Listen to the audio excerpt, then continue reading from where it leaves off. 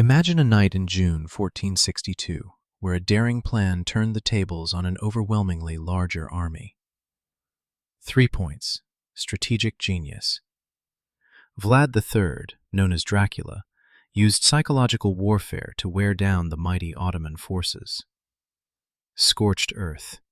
He stripped Wallachia of resources and contaminated wells to starve and confuse the invaders. Night raid. Vlad's cavalry executed a bold night attack, penetrating deep into the Ottoman camp and causing chaos. Call to action. Discover how fear and strategy can reshape the course of history. Dive into the extraordinary tale of Vlad III and his ingenious warfare. Click here to learn more. The night of June 16, 1462. The plain outside Targoviste, Wallachia.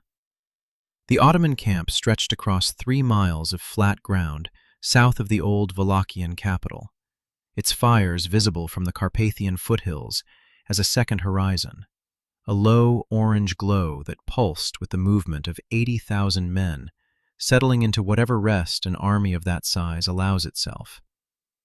The night was warm, the summer air of the Wallachian plain heavy with the smell of dust and horses and cooking fires, and the accumulated sweat of a force that had crossed the Danube a month ago, with the full expectation of a short, decisive campaign, and was beginning to understand that this campaign was something else entirely. The sounds of the camp were the sounds of an army that had stopped, the shifting of horses, the murmur of men in a dozen languages, the distant bark of a dog from somewhere in the darkness beyond the perimeter. Sultan Mehmed II, Mehmed the Conqueror, the man who had taken Constantinople 9 years earlier, and had since then turned his attention to the complete subjugation of the Danubian principalities, sat in his command tent with the particular restlessness of a man who is winning a campaign and cannot understand why it does not feel like winning. He had more men than his enemy. He had more guns, more cavalry, more supply. His army had crossed the Danube. His army had advanced north through Wallachia without a decisive engagement. His army had reached the capital, Targoviste. On every conventional measure of military progress, he was succeeding. But Wallachia was empty. The wells were poisoned. The livestock was gone. The grain was burned or carried north. The roads had been altered, the bridges destroyed, the paths through the forests blocked and rigged with obstacles that cost time and occasionally cost lives. And somewhere in the darkness beyond the camp's perimeter fires, somewhere in the forest that pressed close on 3 sides of the Ottoman position, was the man who had done all of this. Vlad III of Wallachia, called Dracula by his people, the son of the dragon, from his father's membership in the Order of the Dragon, called the Impaler in the Ottoman sources and in the memories of everyone who had ever administered territory he moved through, because the impalement of his enemies on long stakes arranged in deliberate, horrifying patterns was not simply a method of execution for Vlad. It was communication. It was a message written in bodies that read, "I know what terror is, and I am better at it than you are." Tonight, he was about to send another message. 12,000 Wallachian cavalry waited in the forest. They had spent 3 weeks driving the most powerful army in the world through a landscape stripped of everything it needed, hitting its supply lines and its foraging parties and its scouts, vanishing before it could respond, appearing somewhere else, killing and disappearing and killing again. Tonight was different. Tonight, Vlad had decided to hit the center. Tonight, he was going to ride into the Ottoman camp in the dark and go for the Sultan himself. This night changed the concept of psychological warfare forever. Not because it was the first time a general had tried to terrorize his enemy, but because it was the first time in recorded European history that an outnumbered defender had so systematically, so deliberately, and so imaginatively weaponized fear itself as a strategic instrument deployed across weeks and culminating in a single night of chaos that left the most powerful army of the age shaken in a way that no conventional defeat could have produced. Fear did not win at Targoviste, but fear made winning possible, and Vlad III understood that before anyone else in his century had learned to articulate it. The man who learned fear from the inside. To understand what Vlad III was doing in June of 1462, you have to understand where he learned everything he knew about power and terror and the psychology of men who hold both. He learned it as a hostage. In 1442, when Vlad was 11 years old and his brother Radu was 7, their father, Vlad II, Dracula, Prince of Wallachia, sent them to the Ottoman court as guarantees of his loyalty. This was standard Ottoman diplomatic practice. Princes and nobles from vassal states provided their children as collateral, children who lived at the Ottoman court under conditions that were comfortable if the vassal remained compliant, and became complicated if he did not. Young Vlad spent years inside the Ottoman system, in Adrianople, in the company of Ottoman princes and military men, learning Turkish, learning the culture, learning the mechanisms of power in the empire that held his life as a diplomatic instrument. He watched how the empire operated. He watched how it used fear. He watched how it used the spectacle of power, the grand displays, the punitive executions, the deliberate cultivation of a reputation so terrible that resistance seemed irrational before it began. He was released in 1448. His father had been murdered by Wallachian boyars the previous year. His older brother Mircea buried alive. Vlad returned to a principality in chaos, to a throne that was occupied by others, and that he would have to fight to reclaim, in a region where the Ottoman Empire's shadow fell over everything, and where every political calculation existed in relationship to what the Ottomans wanted and what they were willing to tolerate. He took the throne for the first time in 1448, briefly, and lost it almost immediately. He reclaimed it in 1456 with the support of John Hunyadi and held it this time. He had been watching and waiting and learning for 6 years, and what he had learned was specific: that the Ottoman Empire's power over Wallachia was partly military and partly psychological. The military power was real and could not be directly opposed, but the psychological power, the assumption of compliance, the certainty that resistance would be futile, the weight of Ottoman reputation that made vassal princes defer before they were asked. This was something that could be attacked. Not with armies, with actions calculated to shatter the assumption. His first major act as prince was to receive the Ottoman tribute collectors at his court, invite them to dinner, and have them impaled in the courtyard while the meal was still being served. He then sent the bodies back to Constantinople with a message that required no words to interpret. What followed over the next 6 years was a campaign of systematic, deliberate, and escalating atrocity that served a dual purpose. It was genuine. Vlad killed with the particular focus of a man who found it necessary and perhaps not unpleasant. But it was also propaganda. The impalement fields, arranged in specific patterns that communicated hierarchy and judgment, the taller stakes for nobles, the shorter ones for common soldiers, the patterns that turned mass execution into a kind of terrible taxonomy, were not random cruelty. They were calculated performances, staged for specific audiences and intended to produce specific psychological effects. He impaled Ottoman merchants who tried to trade through Wallachia without his permission. He impaled Wallachian boyars who had collaborated with the Ottomans. He impaled the ambassadors who came to demand his tribute because they had arrived without removing their turbans in his presence, a deliberate breach of the diplomatic protocol he had established. He had the turbans nailed to their heads and sent them home. Sultan Mehmed II received these messages and found them, initially, more amusing than alarming. The conqueror of Constantinople was not easily intimidated, and a Wallachian prince expressing his independence through theatrical violence was a category of problem he had dealt with before.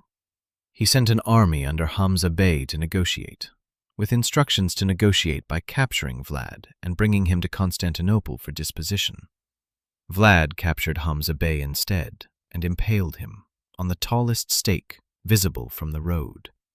Then he crossed the Danube in the winter of 1461 to 62 and raided Ottoman Bulgaria, burning towns, impaling populations, and sending Mehmed a letter that was preserved in multiple sources because of its extraordinary combination of meticulous detail and open defiance. Vlad listed every settlement he had burned, every Ottoman soldier he had killed, every person he had impaled, and presented the total as a kind of accounting, a bill submitted to the Sultan that demonstrated the scope of what a Wallachian prince who refused to cooperate could do to Ottoman territory. Mehmed's response in the spring of 1462 was personal and comprehensive.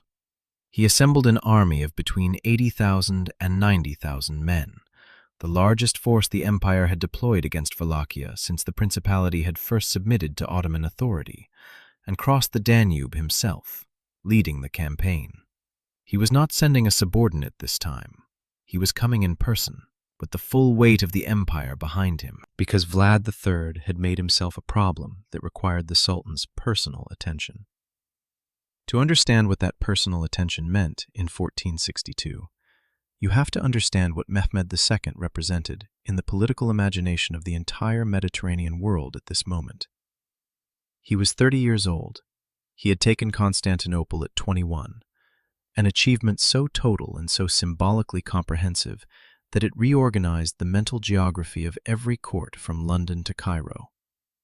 The city that Christians had treated as the spiritual center of Eastern Christendom, the city that had walls that had stood for 1,000 years, the city that Suleiman the Magnificent and Murad II and half a dozen Ottoman sultans before Mehmed had tried and failed to take. Mehmed had taken it in 53 days. He had walked through the Hagia Sophia while it was still smoking and ordered it converted to a mosque, and watched the Patriarch of Constantinople kneel to him in the ruins of the empire that had produced that patriarch's entire reason for existing. Since Constantinople, he had not paused. He had taken Serbia in 1459. He had taken the Morea, the last Byzantine enclave in Greece, in 1460. He had taken Trebizond, the last successor state of the Byzantine Empire, in 1461. He was methodically eliminating every remnant of the Christian institutional structure in the Eastern Mediterranean, every political entity that might provide the foundation for a crusade, every territorial foothold that the papacy or the Italian city-states might use to threaten Ottoman dominance. He had an empire stretching from the Adriatic to the Euphrates, and he was 30 years old, and he was not finished. He had also, in the 9 years since Constantinople, acquired a reputation for personal brilliance in the field that his predecessors had not possessed to the same degree. He was not merely an administrator who led armies. He was a commander who thought about war in the analytical way that soldiers who have studied their craft describe as the ability to see the battlefield before the battle is fought. He read Greek and Latin, studied Alexander the Great and Caesar, corresponded with Italian humanists, and applied to military campaigns the same systematic intelligence that he applied to theological dispute and imperial administration. He was the most dangerous military opponent in the world in 1462 by universal assessment of everyone who had fought him or studied him, and he was crossing the Danube with 80,000 soldiers to deal with a prince who had nailed ambassadors' turbans to their heads. Vlad had been waiting for exactly this. He knew the army was coming. He had spies across the Danube, the infrastructure of the information system that good commanders develop in the years before they need it. He knew the size, he knew the route, he knew approximately the timeline, and he knew with absolute precision what he did not have: an army capable of meeting Mehmed in open battle and surviving the encounter. His force was between 22,000 and 30,000 soldiers, all cavalry, all Wallachian and thus familiar with the terrain, but outmatched in every other dimension by an enemy force 3 times their size. So he did not plan to fight Mehmed in open battle. He planned to make the open battle irrelevant by the time it might have been fought. The Scorched Earth and the Strategy of Dread. The strategy that Vlad III executed in June and July of 1462 was not improvised. It was the product of years of preparation, deep knowledge of the Ottoman military system's vulnerabilities, and the specific understanding that psychological damage, the damage done to an army's will and confidence and sense of security, can be as militarily decisive as physical damage done to its men and equipment. The first element was the landscape itself. Wallachia in summer is not what most people imagine when they think of the principality associated with vampires and Gothic horror.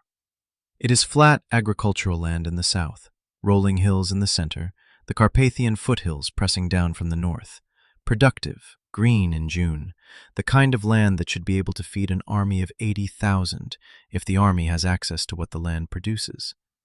Vlad made sure the army did not have that access. The scorched earth preparation that preceded Mehmed's crossing was total and systematic. Every village south of Targoviste was stripped of grain and livestock. Every well that the Ottoman advance would pass was contaminated, filled with animal carcasses, poisoned with whatever substances the Wallachian apothecary tradition could produce that would make water undrinkable without making it immediately identifiable as poisoned. Every bridge over the rivers that crossed the Ottoman line of march was destroyed. Every forest path that Ottoman scouts might use to orient their advance was altered. Trees felled across obvious routes. False paths opened into dead ends. The network of tracks and roads that Wallachian peasants had used for generations quietly restructured to confuse anyone moving through it who did not already know it intimately. The Ottoman army that crossed the Danube in June of 1462 entered a landscape that looked, at first, like Wallachia, and was not Wallachia. It was a version of Wallachia that had been deliberately emptied of everything that an army needed, and made hostile in every small way that a hostile landscape can be hostile. Not through fortifications or military positions, but through absence, contamination, and the accumulated weight of 1,000 small obstacles that each individually cost a little time and a little morale, and together cost a great deal of both. The second element was the mobile strike force. Vlad's entire military was cavalry. This was not a limitation. It was a design choice, optimized for the campaign he intended to fight. An army of cavalry can move faster than an army of mixed infantry and cavalry, can strike and withdraw before a slower force can respond, can operate on multiple axes simultaneously, can maintain pressure across a wide front, and can refuse decisive engagement indefinitely as long as the terrain allows the kind of movement speed that infantry cannot match. On the Wallachian plain and in the Wallachian forests, the terrain allowed exactly this. The Ottoman army could not catch what it could not fix in place, and Vlad never gave it anything to fix. The strike operations against the Ottoman supply lines began the moment the army crossed the Danube. Wallachian cavalry appeared out of the forests at night, hit the supply wagons and the foraging parties and the water carriers, killed what they could kill and burned what they could burn, and disappeared before the Ottoman response could form. The attacks were not aimed at the main body. Hitting the main body of 80,000 was suicide, and Vlad knew it. The attacks were aimed at the margins, at the men responsible for keeping the army fed and watered and informed, at the mechanisms that allowed an army of that size to function. An army that cannot forage, cannot draw clean water, and cannot trust its supply lines is an army that is spending more of its energy on survival than on military objectives. Vlad had also deployed disease. This is mentioned in the sources in ways that suggest deliberateness rather than coincidence. He identified men in his prisoner population who were sick with what appears to have been tuberculosis and what some sources suggest may have been plague or other infectious conditions, and infiltrated them back into the Ottoman camp as apparent deserters or escapees. Whether the infections they carried spread significantly through the Ottoman force is uncertain, but the Ottoman sources note illness as a complicating factor in the campaign, and the deliberateness of the action, using the sick as biological weapons, is documented enough to be accepted by most historians as genuine rather than legendary. The third element was the psychological operation that ran alongside the physical campaign. Every atrocity Vlad committed left evidence. This was not accidental. The impalement fields that Ottoman foraging parties found when they ventured into the forest, the bodies on stakes, some fresh, some not, arranged in the patterns that Vlad used to communicate specific messages, were not simply the results of violence. They were installations, placed where they would be found, composed in ways that carried meaning. The tall stakes for officers, the smaller stakes for common soldiers, the patterns that indicated where the victims had been captured and what they had been doing when they were taken. The Ottoman soldiers who found these displays were receiving a message from a man they could not find, in a landscape that gave them nothing to fight against, about what happened to men who separated from the main force. The effect was cumulative, and by the Ottoman source's own account, significant. The army that had crossed the Danube in the confident expectation of a rapid campaign against a principality that had always submitted eventually was, by mid-June, operating in an environment of pervasive anxiety. Not panic. Mehmed's discipline was too strong for panic, but the sustained, draining unease of soldiers who did not know what was in the dark outside the camp perimeter, who had begun rationing water because they could not trust the wells, who knew that men who left the main body did not always come back, and who were marching through a country that their enemy had turned against them, without their being able to find and fight the enemy in the way that armies are designed to fight. The Ottoman war councils were serious affairs. Mehmed II was not a man who dismissed intelligence or ignored evidence of difficulty.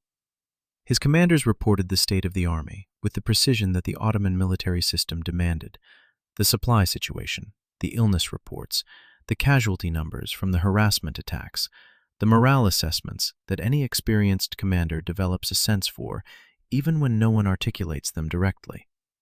The picture that emerged was not one of imminent collapse. It was one of an army winning every conventional metric of the campaign, advancing, taking ground, meeting no organized resistance, while simultaneously being worn down by the cumulative cost of operating in a hostile landscape against an enemy that refused to present itself for a decisive engagement. Mehmed understood what was happening. He was too intelligent and too experienced not to. But understanding what Vlad was doing did not give him an obvious counter. The counter would have been to leave Wallachia, which he could not do without conceding the campaign. The counter would have been to catch Vlad's cavalry and destroy it in the field, which the terrain and Vlad's speed made impossible. The counter would have been to establish secure supply lines and wait the campaign out, which the summer heat and the deteriorating condition of the army argued against. He pushed north, toward Targoviste, and in the forest south of the capital, Vlad was preparing the operation that would define the campaign forever. The force Vlad assembled for the night attack was 12,000 cavalry, more than half his total strength, the best mounted and best led soldiers in his command. He had been preparing this operation for weeks, studying the Ottoman camp's layout through the intelligence his scouts brought back, understanding the positions of the guards and the locations of the command tents and the patterns of the evening routine. He had identified where Mehmed's tent would be, or where he believed it would be, because the Sultan's command position was always the most elaborately protected and most centrally located, and most distinguishable from the rest of the camp by the standards and the guards and the specific organization of the space around it. The plan was straightforward and utterly audacious. 12,000 cavalry, in the darkness, riding into the center of the Ottoman camp, killing everything in their path, finding the Sultan's tent, and either killing or capturing Mehmed II. His officers heard this plan and did not object. They had been following this man for 6 years through actions that would have seemed impossible in advance, and had consistently worked in execution. They had learned to trust his assessment of what was possible. And the thing that made this plan possible, the thing that made it more than suicidal, was everything that had come before. 3 weeks of harassment had made the Ottoman sentries anxious and erratic. 3 weeks of fear had made the camp's internal security systems less reliable than they would have been at the start of the campaign. 3 weeks of not sleeping fully, or eating well, or drinking clean water had made the soldiers in that camp less prepared for sudden violent crisis than they would have been when they crossed the Danube. The cavalry that assembled in the forest on the night of June 16th was not a random cross-section of Vlad's military. It was his best, the men who had been riding with him through the previous weeks of harassment operations, the men who knew the darkness and the speed and the controlled aggression that the operation required. They had been selected for this, trained for this, mentally prepared for this through the progressive escalation of the previous 3 weeks that had taken them from supply line raids to foraging party ambushes to the full assault on the camp that was now, in the warm June darkness, 3 hours away from beginning. The horses were prepared with care that the sources mentioned specifically because it was unusual enough to record. Hooves wrapped in cloth, equipment checked for anything that could rattle or reflect firelight. The animals themselves calmed in the way that experienced cavalry calm horses before a night operation. The particular slow, repetitive grooming that brings a horse's nervous system down from the alertness that darkness and the smell of many men produces. These horses had been ridden in night operations before. They were not unfamiliar with movement in darkness. But what they were about to do was different in scale from anything that had preceded it. The men who held their reins in the forest that night were not afraid in the way that untested soldiers are afraid before their first engagement. They were the specific kind of afraid that experienced soldiers recognize in themselves, the heightened clarity of men who have calculated the risk and proceeded anyway, whose fear has been processed into focus rather than paralysis, whose hands are steady because there is nothing left to decide, and what remains is only execution. Vlad moved through the forest positions in the hour before the operation began, not speaking much, confirming signals, checking equipment, being present in the way that a commander's presence before a dangerous action communicates more than any speech. The moon had set. The June night was dark and warm. The campfires of the Ottoman army were the navigation system. Vlad had spent 3 weeks making this night possible. Now it was here. The horses had been trained to move quietly, their hooves wrapped in cloth to muffle the sound. The men had darkened their armor and equipment. There were no torches, no signals, no noise. They moved through the forest toward the camp perimeter in the warm June night, with the focused, controlled tension of men who have committed to something that cannot be undone. The night. The campfires of the Ottoman army were the navigation system. The perimeter sentries did not see them coming. The wrapped hooves and the summer night sounds and the distance between the forest edge and the camp's firelight combined to give the Wallachian cavalry a margin of approach that would not exist in daylight or against a fully alert guard. But the guards were not fully alert. They were the guards of an army that had been marching for weeks through a hostile country on reduced rations in summer heat, listening every night to sounds in the dark that might or might not be Wallachian raiders. They were tired and anxious in the particular way that makes both conditions worse. The lead riders cleared the perimeter and entered the camp at a walk. For a few seconds, perhaps longer, perhaps less, the darkness and the chaos of what followed makes precise timing impossible. 12,000 cavalry were moving through the edges of the Ottoman camp, and the camp did not know it. The fire nearest the entry point burned with its ordinary constancy. A horse shifted somewhere in the horse lines. A sentry 40 meters away faced the wrong direction. Then a guard turned and saw. The noise that followed was not a battle sound at first. It was the sound of surprise, shouts in Turkish, the clatter of a dropped weapon, the scraping of armor being reached for in haste. And then, immediately following, the sound of 12,000 horses moving from walk to canter simultaneously, the muffled thunder of the approach replaced by the full, open sound of cavalry in motion inside a camp that had nowhere to run. The Wallachians drove toward the center, not in a single mass, in multiple columns that had been pre-planned for exactly this, each column assigned a direction, each direction chosen to maximize disruption and minimize the ability of the Ottoman response to consolidate. The camp was not organized for internal defense. No camp of 80,000 men can be organized with the possibility that 12,000 horsemen will appear at its center in the dark, because no military doctrine in 1462 anticipated this as a thing that an enemy might do. The camp was organized for administration and rest, and the rapid external deployment that any competent army maintains. Its organization became its vulnerability in the same moment that the Wallachian cavalry crossed its perimeter. Fire was everywhere within minutes. The Ottoman camp used torches extensively, for visibility, for cooking, for the maintenance of the perimeter watch, and the torches became the first casualties of the cavalry's passage. Knocked over, dragged through dry summer grass by horses moving at speed, the fires spread with the immediacy of fire in dry conditions in summer, producing light that illuminated the chaos, but also blinded the Ottoman soldiers trying to orient themselves and find their weapons and understand what was happening from what direction. By the time the Ottoman response began to form, the drum signals that called for formation, the shouted orders that tried to assemble the Janissary units from their sleeping positions into fighting formations, the cavalry was already deep in the camp. The Janissaries were extraordinary soldiers, and they responded faster than any other unit in that army would have responded. But responding fast when you have been asleep for 2 hours in full summer heat and the camp is on fire around you, and cavalry is moving between the tent rows, is still slower than the cavalry. And the cavalry had the advantage of knowing where they were going, while the Janissaries were still trying to figure out where the attack was coming from. By midnight, the camp was not under attack. The camp was inside an attack. The distinction matters because it describes the difference between a defensive situation, where the attacked party can organize a coherent response from secure positions, and the situation that actually existed, which was chaos with no secure positions.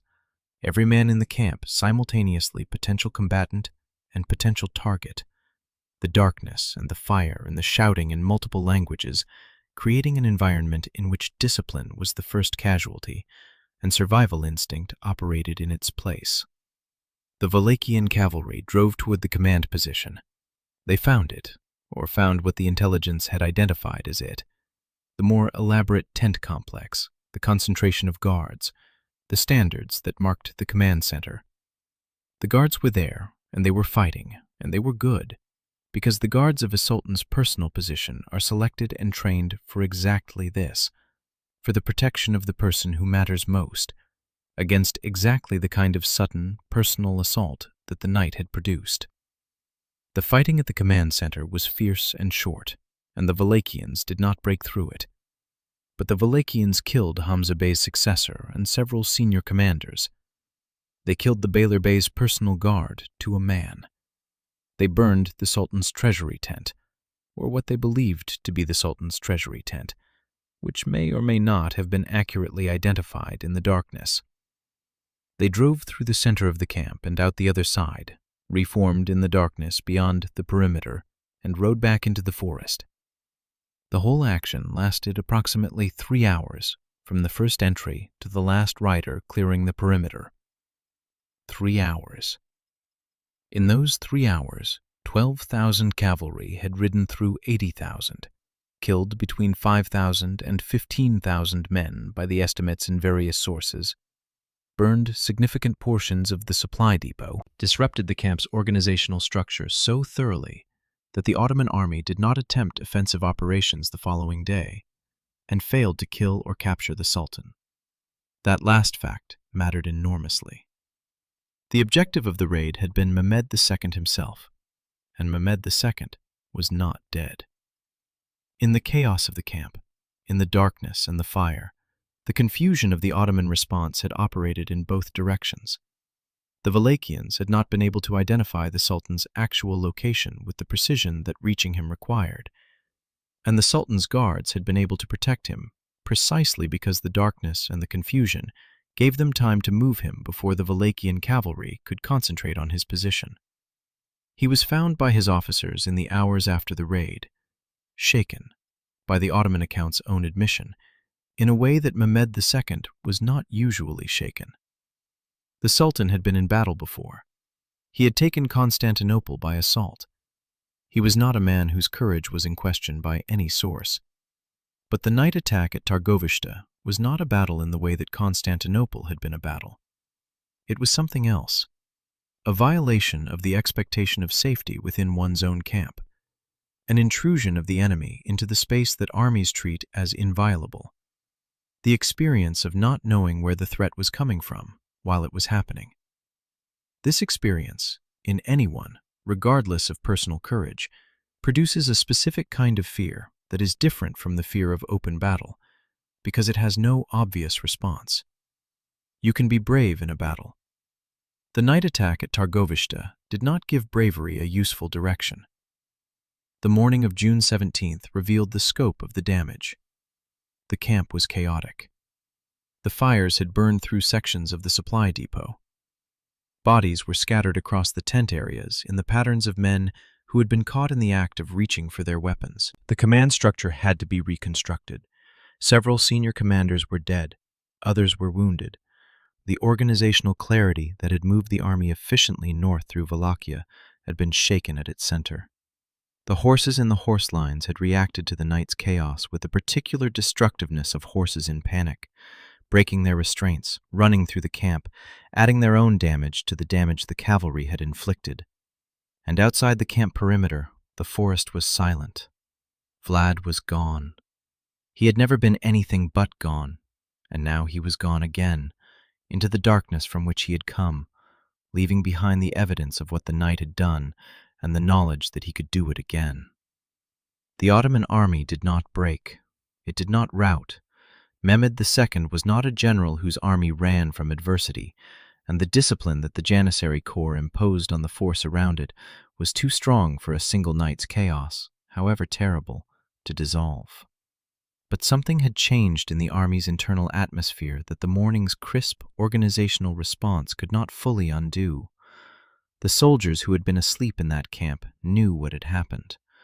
They knew that the enemy had ridden through them in the dark, and they had not stopped him.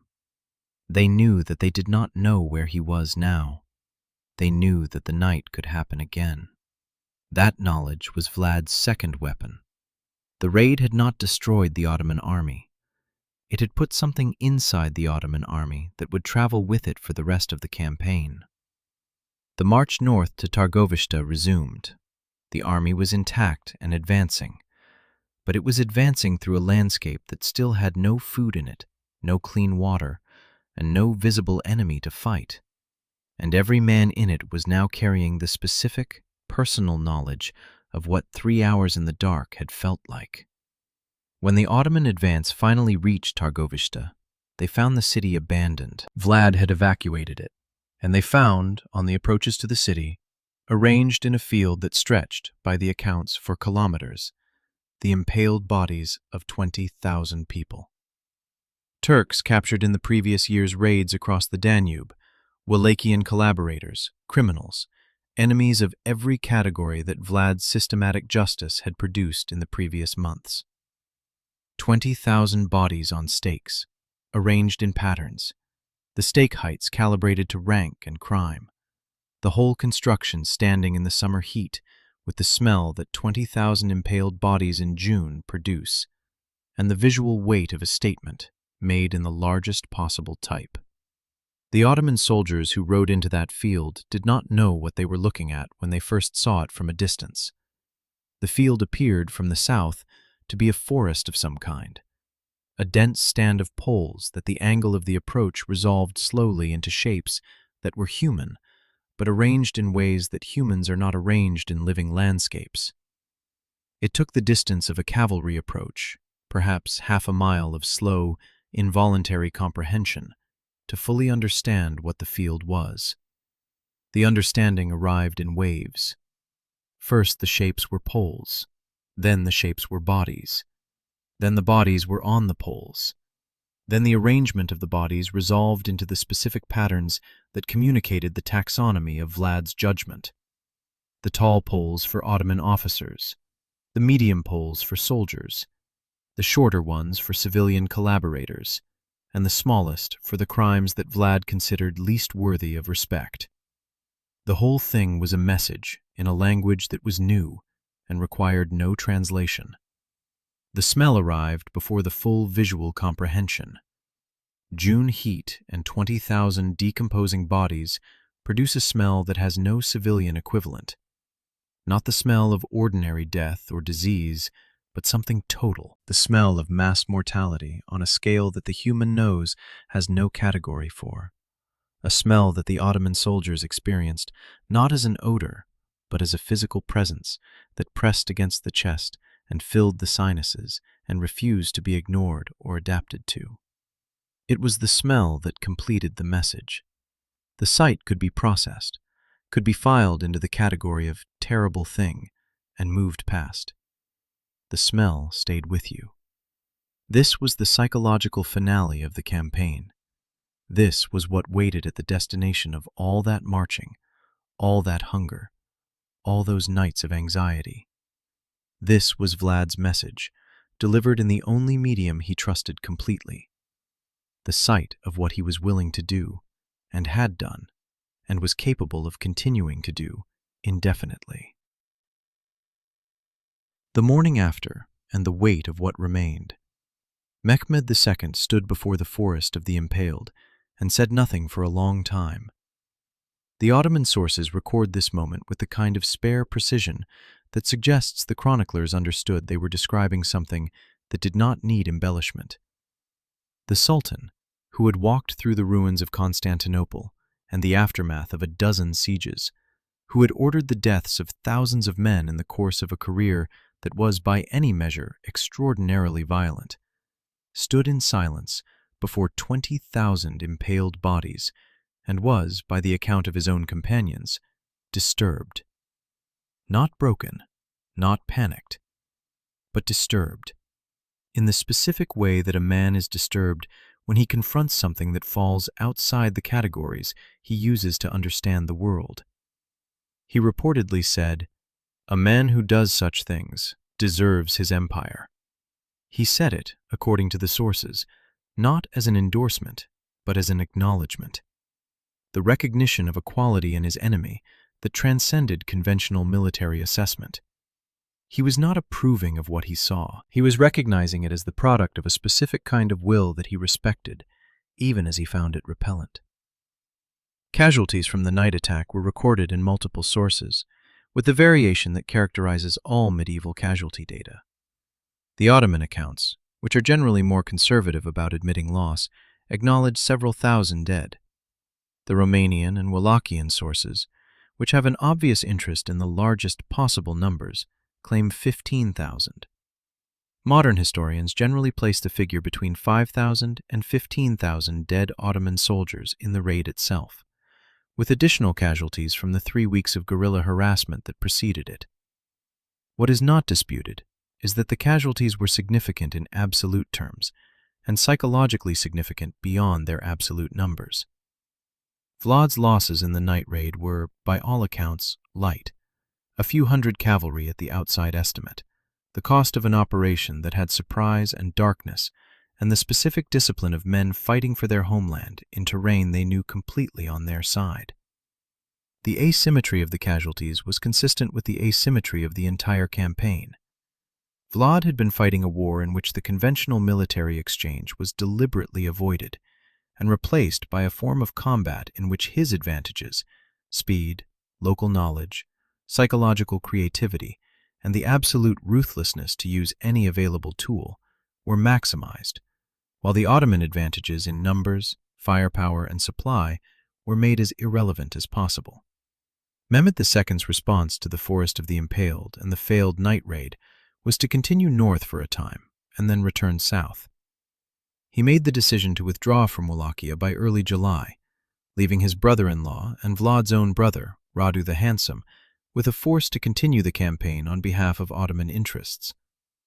Radu, younger, more accommodating, more willing to work within the Ottoman framework, gradually accumulated support from the Wallachian boyars who had found Vlad's extreme methods exhausting and who transferred their loyalty to the more manageable alternative.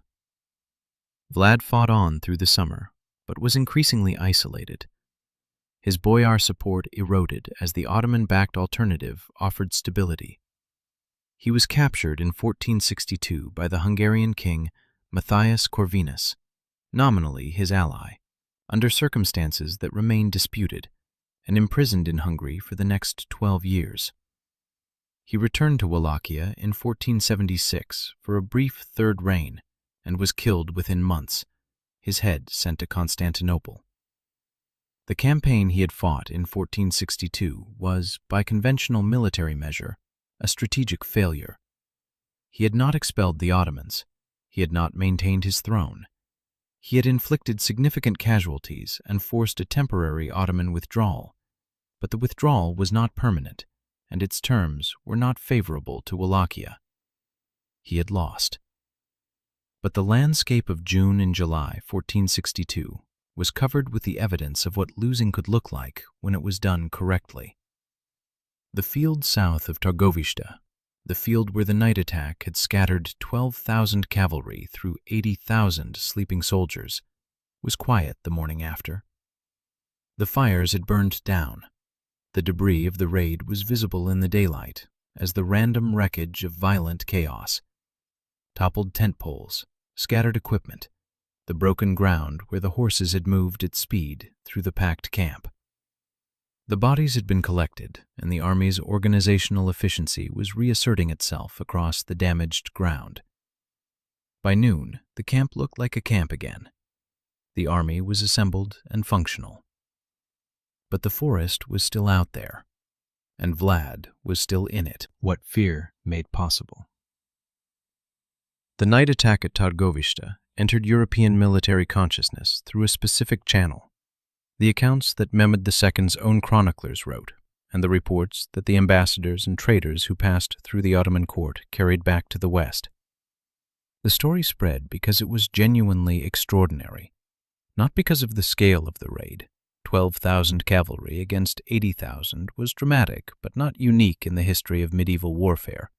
It spread because of what the raid represented within the larger context of a campaign that had used psychological warfare as its primary strategic instrument.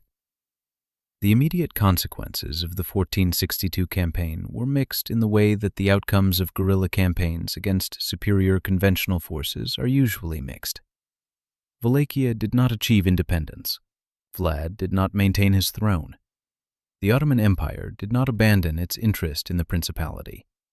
By the conventional measures of the era, territory held, thrones controlled, tribute paid, the campaign ended in Wallachian defeat. But the Ottoman army did not take Vlad in the field. The Ottoman army did not destroy Vlad's military force. The Ottoman army, 120,000 strong in the counting that includes the forces that crossed the Danube, withdrew from a principality that had fewer than 30,000 soldiers defending it, and the withdrawal was not voluntary in the sense that withdrawals are voluntary when a campaign has achieved its objectives. It was the withdrawal of an army that had decided, through a combination of supply depletion, disease, sustained harassment, the psychological shock of the night raid, and the visual horror of the Forest of the Impaled, that the cost of completing the original campaign objectives exceeded what completing them was worth. That calculation, that the cost of defeating Vlad exceeded the value of defeating him in the way the Ottoman army had planned to defeat him, was the product of psychological warfare, and it was the most consequential thing about the campaign. The long-term impact on warfare was not immediate. The specific techniques Vlad used, the scorched earth preparation, the sustained harassment of supply lines, the deliberate cultivation of a reputation designed to make the enemy's psychological state do work that physical force could not, were not codified into a tactical doctrine. He wrote no treatises. He left no military manuals. He left bodies on stakes and letters to his enemies describing what he had done to them. And these were not the materials from which subsequent military theorists extracted lessons in the systematic way that Karl von Clausewitz later extracted lessons from the Napoleonic Wars. But the campaign was observed, described, and remembered, and the things it demonstrated were not abstract. A defender with inferior conventional military strength can impose costs on a superior attacker that exceed what the attacker is willing to pay, if the defender is willing to make the entire territory hostile in every way simultaneously, if the defender accepts that physical attrition and psychological attrition are equivalent instruments, and if the defender is willing to sacrifice the conventions that both sides would prefer to maintain. Vlad was willing to sacrifice all of these conventions, completely, without reservation, and the willingness itself was the weapon. He demonstrated something that partisan fighters, guerrilla armies, and irregular resistance movements would demonstrate again and again in subsequent centuries, that the calculus of military engagement is not purely material.